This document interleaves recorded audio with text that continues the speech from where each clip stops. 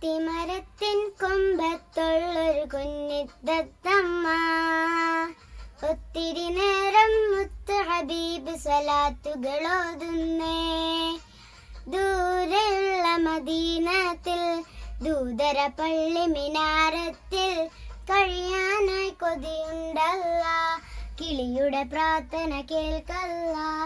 അത്തിമരത്തിൻ കൊമ്പത്തുള്ളൊരു കുഞ്ഞി തത്തമ്മ ഒത്തിരി നേരം മുത്ത് ഹബീബ് സ്വലാത്തുകളോതുന്നേ. ദൂരെയുള്ള മദീനത്തിൽ ദൂതര പള്ളി മിനാരത്തിൽ കഴിയാനായി കൊതിയുണ്ടല്ല, കിളിയുടെ പ്രാർത്ഥന കേൾക്കല്ല.